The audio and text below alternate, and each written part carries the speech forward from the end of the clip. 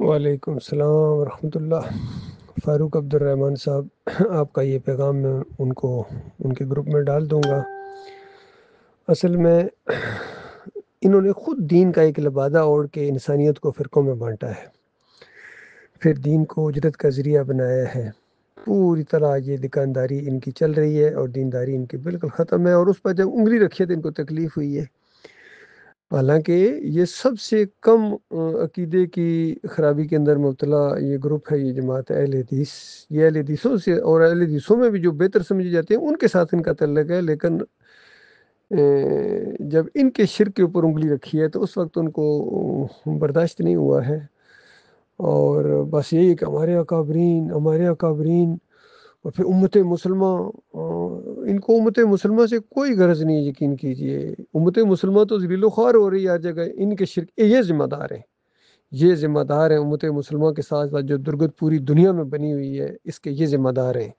یہ جتنے فرقے ہیں، مسلک ہیں، چاہے وہ بریلوی ہوں ان کے اکابرین ہوں، دیوبندی ہوں ان کے اکابرین ہوں، اور اہل حدیث ہوں، سلفی ہوں ان کے اکابرین ہوں، یہ سارے دین کو کمائی کا ذریعہ بنایا ہوا ہے۔ سب کے عقیدے خراب ہیں، بالکل آنکھوں میں آنکھیں ڈال کے ان کو للکارا ہے میں نے۔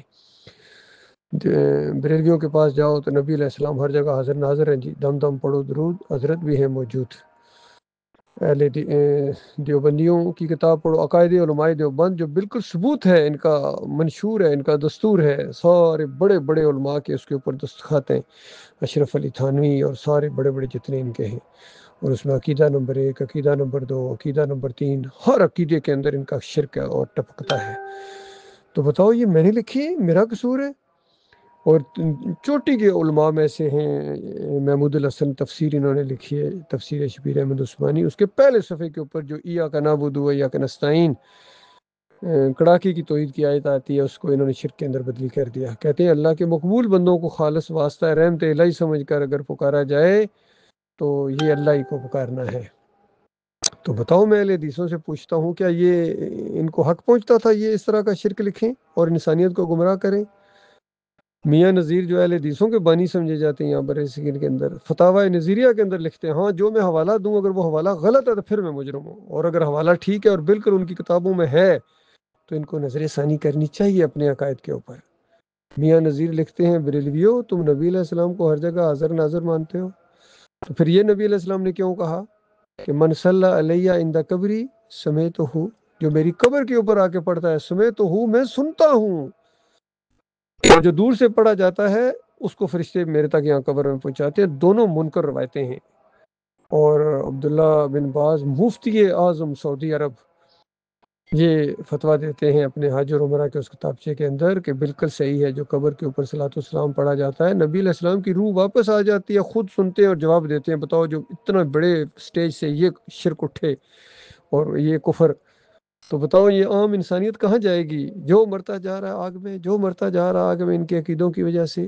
کتنے حاجی ہیں وہاں جاتے ہیں، حج کرتے ہیں، عمرہ کرتے ہیں، اور یہ عقیدہ لے کے آتے ہیں، یہ پھیلایا جا رہا ہے، تبلیغی نصاب پوری دنیا میں پھیلایا جا رہا ہے۔ بتائیں کون سا شرک ہے جو اس کے اندر نہیں ہے؟ جب یہ نشاندہی میں کرتا ہوں تو کہتے ہیں یہ فساد کی بات ہے، یہ اس سے تو پتہ نہیں فطور پیدا ہو جائے گا، اس سے تو لڑائی جھگڑے شروع ہو جائیں گے۔ لڑائی جھگڑے شروع ہوں گے، بالکل صحیح بات ہے، ہوں گے، ہر دور میں ہوئے ہیں، اور ایمان کی دعوت کی وجہ سے ہوئے ہیں۔ جنگ بدر کیوں ہوئی تھی؟ جنگ احد کیوں ہوئی تھی؟ سب سے زیادہ اخلاق والے نے، سب سے زیادہ عزت والے نے، سب سے زیادہ صادق اور امین نے جب یہ مسئلہ اٹھایا کہ لوگوں، مالک تمہارا ایک ہے، داتا تمہارا ایک ہے، دستگیر تمہارا ایک ہے، اس ایک کے علاوہ کسی اور کو تم نے نہیں پکارنا ہے۔ اگر تم یہ یا ابراہیم کسنی، یا لات بابا، یا منات بابا پکارو گے تو یہ شرک ہے، یہ بے دینی ہے۔ آگے سے کہتے تھے بل وجدنا آبانا، ہم نے اپنے باپ دادا کو پایا، ہمارے اکابرین یہی کرتے تھے۔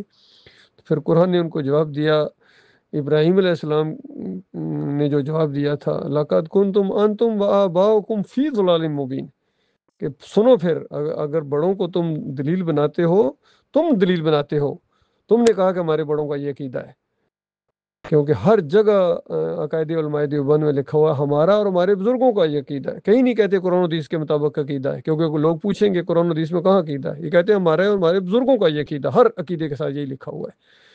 تو اگر تم نے اپنے بڑوں کو دلیل بنایا ہے تو سنو پھر، وہ بھی گمراہ تھے، फिर कहते हैं अच्छा वो महमूद अल हसन नहीं दीन जानते थे, बिल्कुल नहीं जानते थे। कुरान के पहले सफ़े पर उन्होंने तौहीद को शिर्क में बदली कर दिया। तो ये दीन जानना या दीन से नावाकफियत है।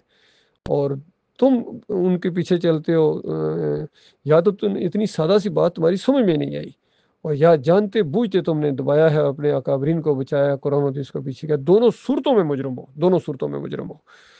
बाकी इनके पास दलाइल से कोई जवाब नहीं है, ना खुलूस है इनके पास, बस धमकियां हैं कि वो जनाब आएंगे तो हम आपको जिंदा नहीं छोड़ेंगे, ये करेंगे। वो इनसे नहीं बात बनेगी।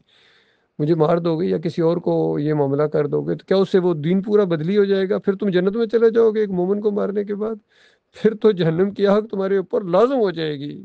जो जानबूझ के किसी मोमिन को मारे, वो तो उसके ऊपर तो मालिक फरमाता है अल्लाह का ऐसा कहर बरसेगा। तो बाकी शिरक पर रहते हुए जो मोमिन को मारे, उसमें तो और ज्यादा फिर वो शिद्दत आ जाएगी। तो इससे गालियों से, बदतमीजियों से ये कुछ नहीं होता है। ये मामला तौहीद का, भाई सबको तौहीद से परेशानी होती है कि तौहीद ना फैले, बस अपने तक रखो। अगर बात है तो फैलती क्यों है? ये अब तुम्हें ऑडियो से वीडियो पर आ गई और लोग तुम्हें देख रहे हैं, लोगों तक ये बात पहुंच रही है, इसको रोको। तो ये सबका यही प्रॉब्लम है। तो मुझे तो खैर और हौसला मिलता है, मेरा ईमान और बढ़ता है। ये तो तेज चलती है तुझे और ऊंचा उड़ाने के लिए, इससे और ज्यादा तौहीद फैलेगी, मुझे ये खुशी होती है। अल्लाह ताला गौर व फिक्र करने की तौफीक अता फरमाए इन सबको, भाइयों को। और इनको भी अल्लाह हिदायत दे। और जहाँ जहाँ तक ये आवाज़ पहुँचे, इस आवाज़ को और तेज़ करो अल्लाह के बंदो। बड़ी तेज़ी के साथ अब ये फैलेगा मामला, और ये देखते रह जाएंगे। इनके सीने गमो गुस्सा से फट जाएंगे जब ये तौहीद की दावत आगे बढ़ेगी और गलबा पकड़ेगी। उस वक्त इनके ऊपर क्या बीतेगी।